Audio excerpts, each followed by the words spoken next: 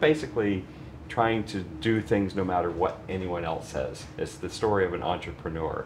You're sailing against the wind most of the time. People are telling you that you're foolish, it's a bad idea, why are you doing that, you must be crazy.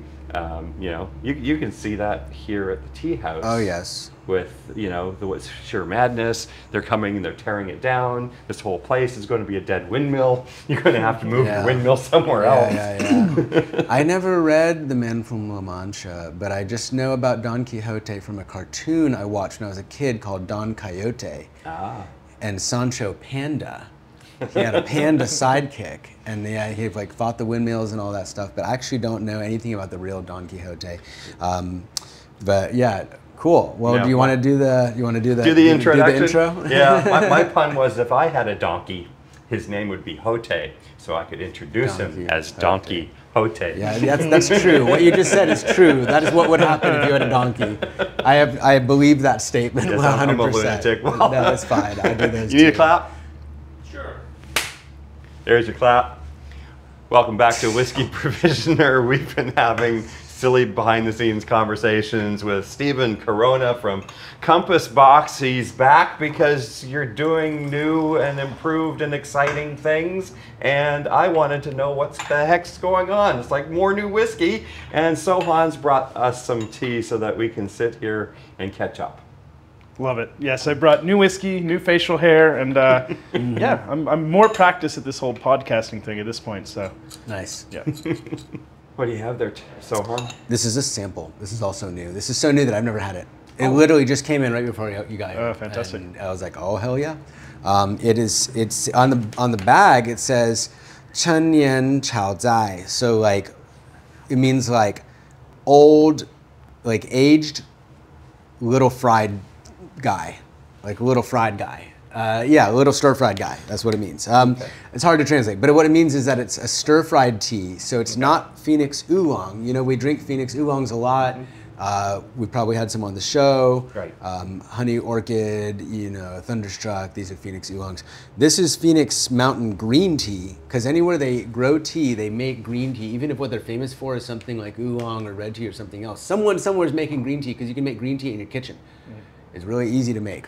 You know, compared to a lot of other teas, and it's something you can do. You process a lot of green tea in your kitchen with you know, very simple materials. So, do we get to name this today? I mean, Compass Box got some really cool names. Okay, we'll talk about that. Yeah, let's talk about that. We'll talk about that. Let's smell it first. Let's be present with this plant now. There you go. This is going to be really different. I can tell you right now. It's aged. First of all, green tea is not usually aged, except when you look at things like sheng pu'er, which is only sort of green tea. Some people are like, no, it's not a green tea. I'm like, okay, well, it's kind of like a green tea, because what makes the green tea, you pick it and you cook it, you denature the enzyme polyphenol oxidase, you stop the oxidation, you keep it unoxidized. That's what green tea is. It's like fresh, it's green, it's not like oolong or red tea or something like that. It's like this green, bright, you know, character. And you get that by cooking it right away. Okay. And so with oolong, normally what you get from this region of the, are you at the map, right, Corey? I can, yeah, all right. So what you get from this region here in southeastern Guangdong province. Wait. Oh, there. Eastern, here's China. This is Guangdong. This is where my ancestors are from. And then over here in the east, this is where the Phoenix Mountains are. This is where the biological ancestry of the oolong plants is from, and it's also where this tea is from that we're going to drink. But this tea is not an oolong. It's a green tea. You never hear anyone talk about green tea from Chaozhou, from the Phoenix Mountains, from this part of China, because it's all about the oolongs. Cool. But they do make green tea, and so that's what this is. And it's aged, which is wild. You do not age green tea. It is not a done thing in a general sense. But it actually was, and this is like a holdover. And so Ah Long was like, yeah, I can get you some. So he's a guy I get all of these Phoenix oolongs from. Not all of them, but most of them.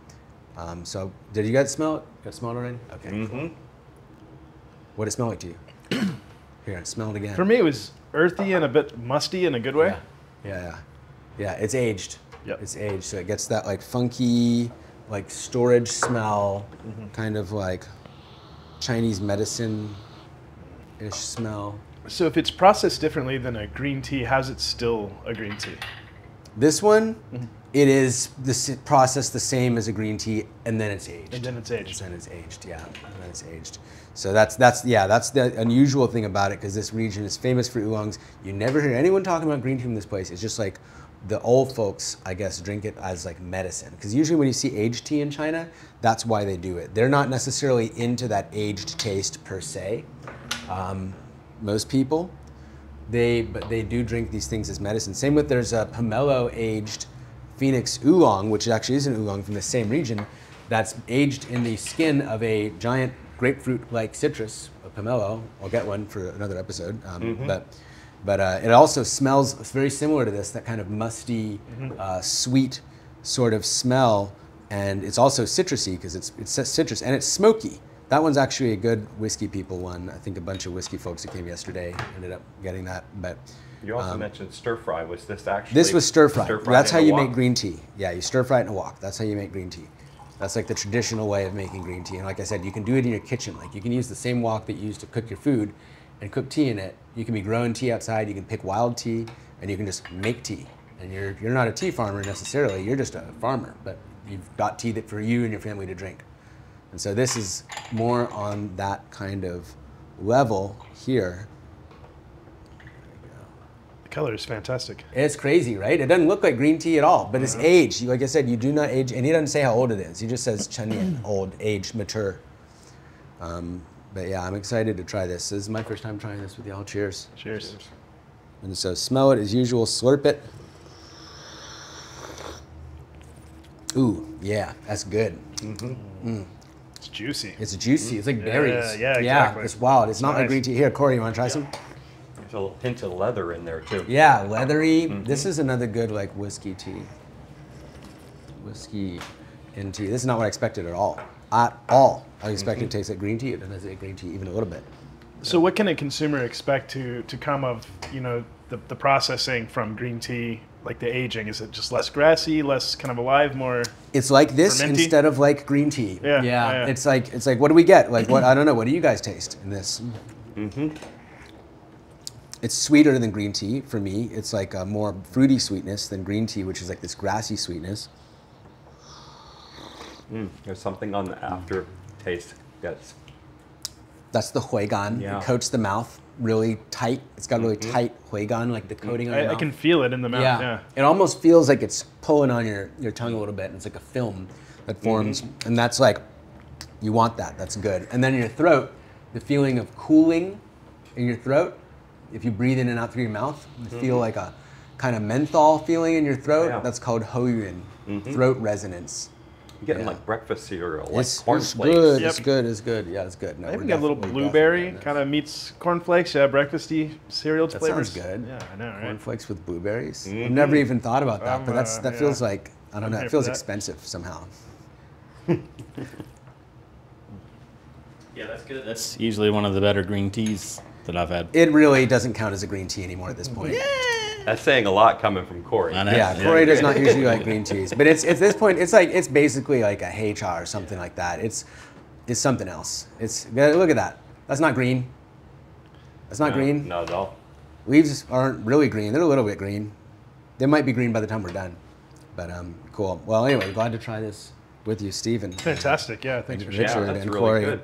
And so this weekend has been really busy for all of us. By the time people see this, it might be a month later, but we just had a big festival with the Whiskey Tribe, and you were pouring for Compass Box there. That's right, yeah. And you were mentioning earlier some of the unexpected things that you saw. You didn't know how to dress. Yeah. Yeah, I mean, it's the bastard's ball. It's like, yeah, that could have went either way, right? I wasn't sure if people were in tuxedos or in shorts. Turns out more shorts than tuxedos, and me in a blazer. So yeah. I'll know for next year. Yeah, you had this whole Clark Gable vibe going on there. It's like you were going to start singing and dancing next. Yeah. Doing cards, you know. Nobody wants to hear that. Baccarat? No, but I had a blast, and the folks there, you could tell they were real whiskey nerds. They really got it. They were really you sure curious. could. They had the right questions.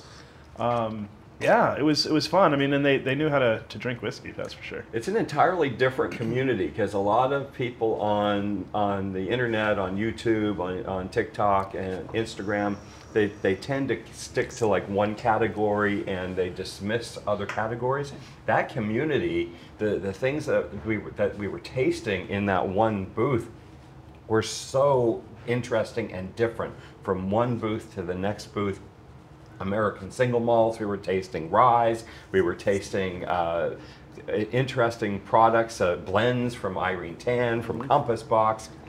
We were tasting things from the Virginia Distillery, Andalusia Distillery. Iron Root was there doing. You drank all that whiskey. I drank all. You the really whiskey. did. I really and you did. didn't fall over or nothing. Well, you have to moderate and do little sips and hydrate. What are you doing with the rest? You pouring it out? Pouring it out. Oh my God, yeah. I just can't do that. I can't spit it either. I don't want to spit it. I just won't drink. Yeah. If I'm not, you know. It does feel wrong, but yeah, you have to learn to do it. Yeah. Sure. I don't have to. You have to. You don't have to. Yes, you don't have to. Yeah. I don't have to do it. But yeah, you make sure you get something to eat. Make sure that you drink lots of water. You do a quick analysis. If you want to, take a picture, take some notes, take a Corey to basically help you remember later.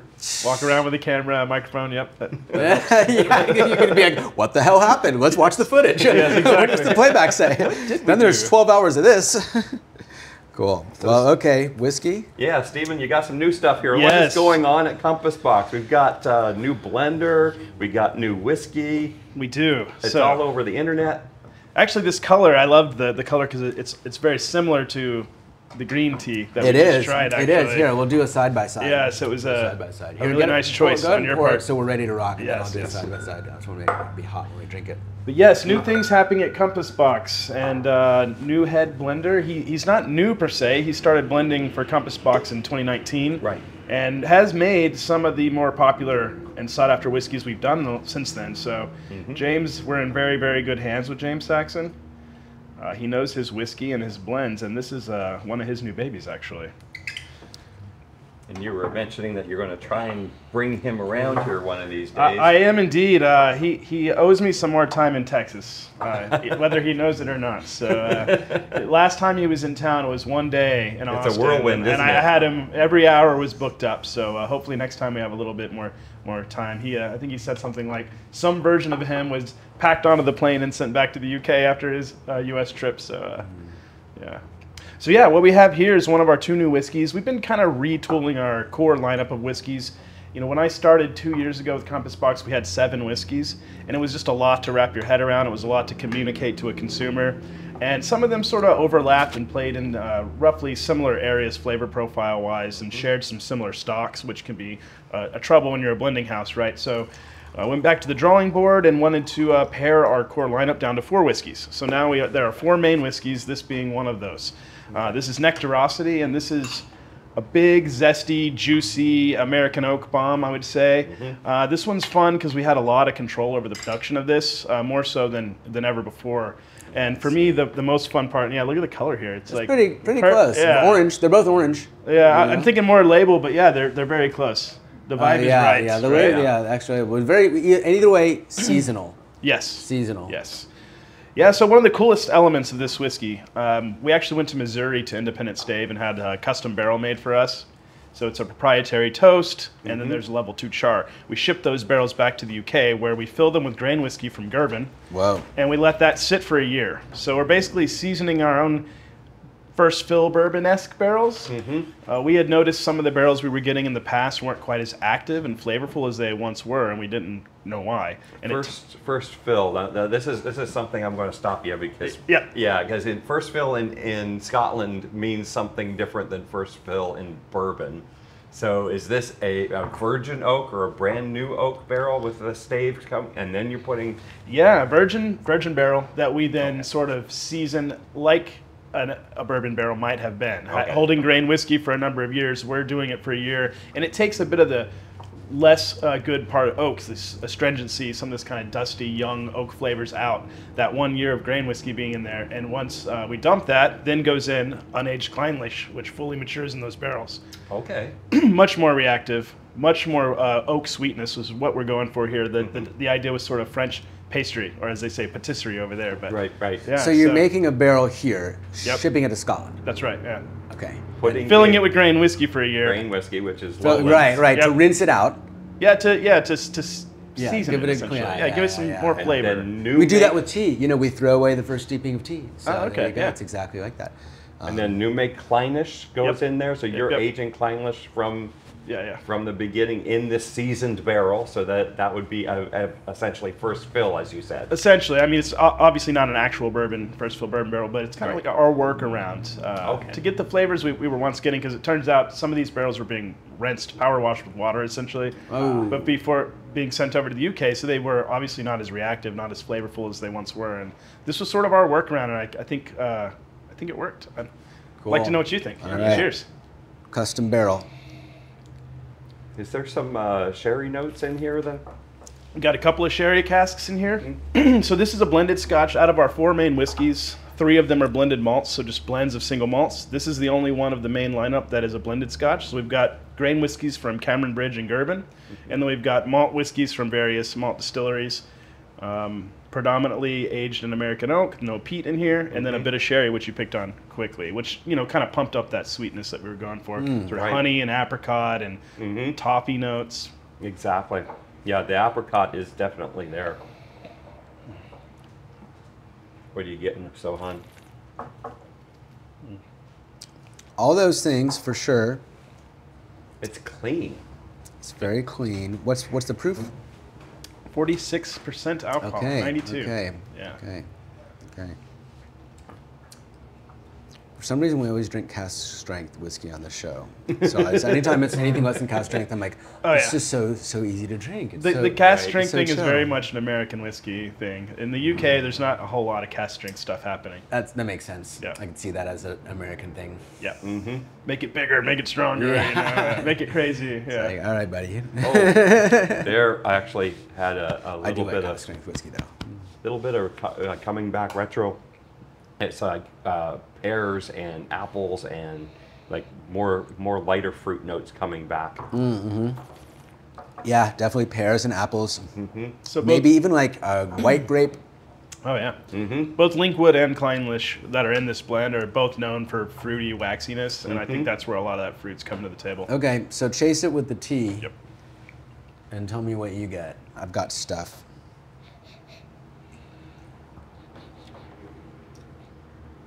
A little tea before, a little tea after. Ooh.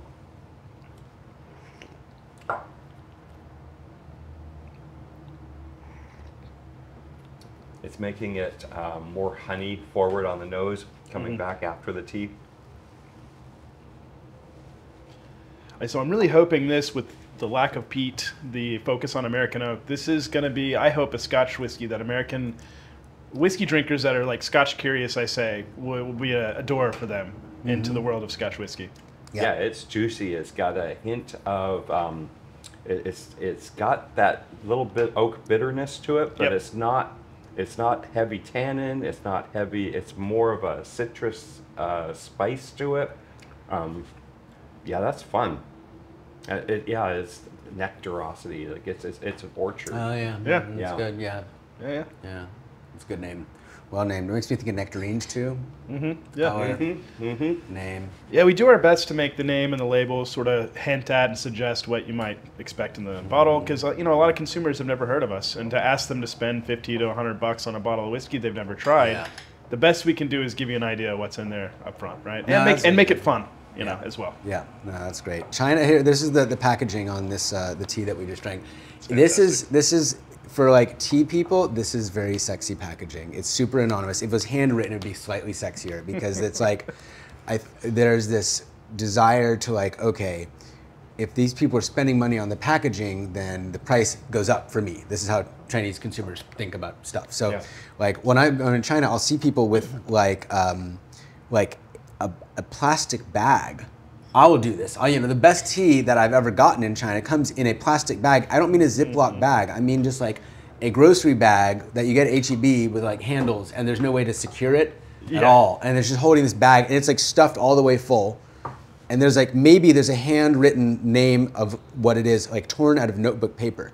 in there. That's like the really good tea. That's how you know when it's really good. Same with actually baijiu, which is, you know, their Chinese liquor. Yep. The best baijiu is like some dude's, you know, still, someone's uncle, you know, or, you know, and he's just, like just distilling like potatoes that he grew. Yep. And he's like burning coal to distill this baijiu. But you can't buy it, you can't get it. There's no packaging. It's literally in a gas can. That's how they sell it. Literally in a gas can. This reminds me a lot of mezcal. Some of the best mezcals I've ever had were in, you know, old Coca-Cola liter bottle, plastic bottles with no label whatsoever. Exactly. And yeah, mind-blowing stuff. Yeah. Chinese people, they are not trying to pay your graphic designer, you know what I mean? That's Right. their attitude. Where does their graphic design come from? Yeah, we've been using the same company, I believe, since 2008. They're called Stranger and Stranger. My understanding is we were their original spirits brand as a design firm, but now I'm seeing them release new bottlings and stuff all the time, or working on brands and labels for other companies. So I heard this story from Daniel Whittington, where he actually reached out to them just to see how much it would cost to do Crowded Barrel's design. Yep. And it's like, nope, can't afford that. yeah, so the rumor is, I won't say the exact numbers, but Compass Box is somewhat grandfathered in to a price we can afford, having been the original like spirits company there. So we love them, and I don't think we'll ever use anyone else. They do such great work. So Yeah, it's amazing. You have a second bottle there as well? we do. So number 2 of our 2 new whiskeys, Crimson Cask, going in Gorgeous. quite a different direction here than Nectarosity. As the name might suggest, this is now our new offering, sort of wine and sherry cask finished offering. So blended malt, no grain whiskeys in here. We've got some really interesting whiskeys from Glen Murray, from Teaneck, bunch of stuff. So predominantly Oloroso, anywhere from multiple years to fully aged Oloroso to finished for 11 months. We've got some red wine casks from Spain we think are like Tempranillo casks. You don't always know when you're getting casks from the Spanish. So this is bringing to the table a whole other side of Scotch. This is sort of dark red fruits. There's a bit of French oak in here that brings a clovey kind of spice. So I'm thinking like red plum with clove. Like that's kind of the vibe here. Definitely, this is the cold weather Scotch. We're going from maybe something for the summer to something for the fall for sure. It's got Poe vibes because of the Mask of the Red Death, and then also the Cask of Amontillado. Ah, yeah. We've got So this a lot is of Poe imagery in this there. is our forest king, kind of. He's the king of the trees of oak, and this is all about what you know, oak can bring, plus wine. He's got a crown here that these are staves of a barrel. So. Oh, nice. Yes. We actually tried this one at the Bastards Ball. Stephen was pouring this. He actually had 4. I believe you had, was it Spice Tree and Orchard House? I had actually our core 4 lineup, so Orchard House, Peat Monster, Crimson Cask, and Nectarosity, as well as a few limited editions. So this is the new core line going forward. I've seen a couple other things out there called the Juveniles. Yeah, Juveniles was a bespoke whiskey we did for a restaurant of the same name in France. And we do that. We're actually working on a few right now for the U.S. You know, if we have the right account, we want to celebrate a relationship. We've made a whiskey for our distributors before, for liquor stores that have been big supporters over the years. So we like to do special one-offs that you can only get in like one place. Working on one for Texas that'll be pretty interesting, coming out early next year. So. And that man, just because of the color, I'm thinking red fruits, but it's juicy.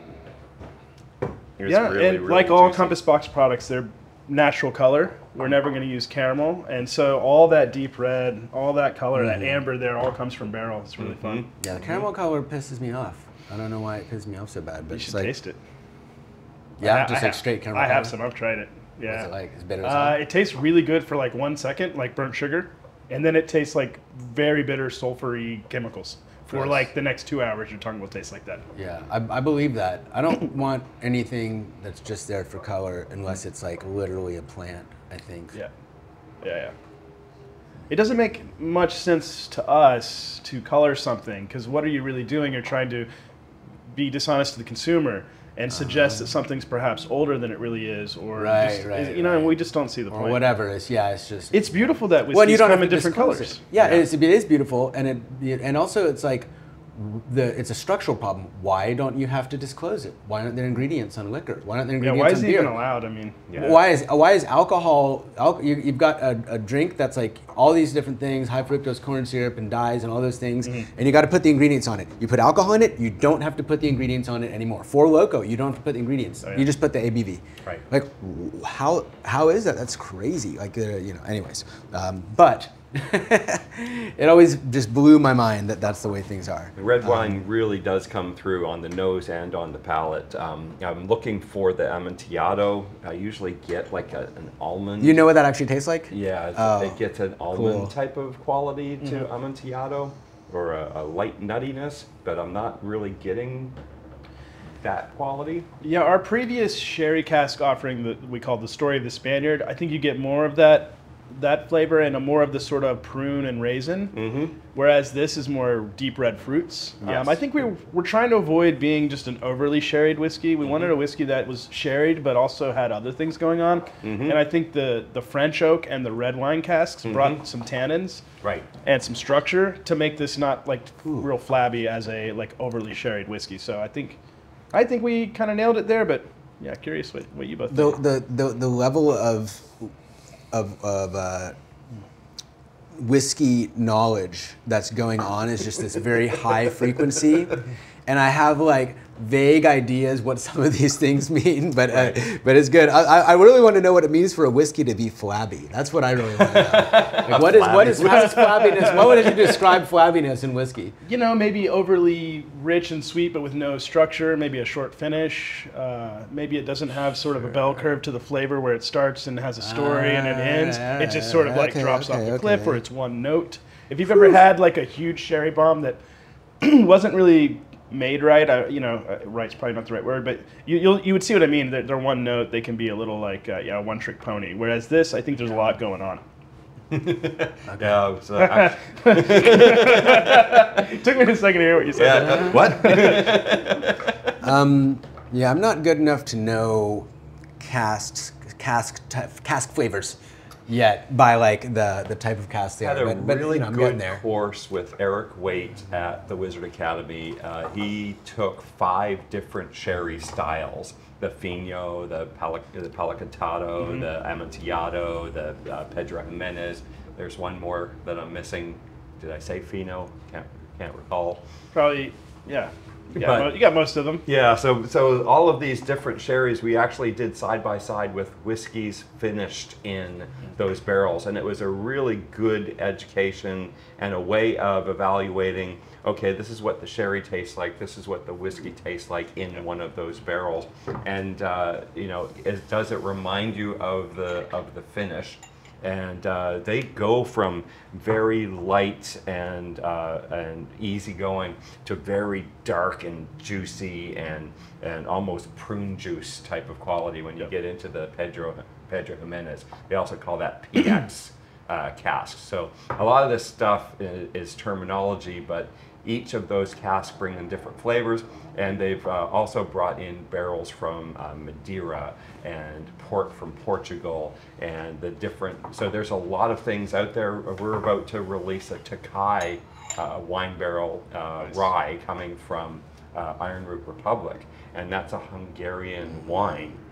So yes, it can be very intimidating and breeze past people at a very high level when you start talking about these different casks in these different regions. Yeah. Does anyone even drink Amontillado? It's sherry? It's a sherry? It was more common in the past to drink sherry, and it was more of a British type of thing because that's reminding people of a lot of vacations. And sherry fortified wine? What is it? Exactly. It is a fortified wine, and there's a number of different processes. People were into that. What is a fortified wine? Adding alcohol to wine to make sure that it's shelf stable and you're capable of shipping it long distances overseas.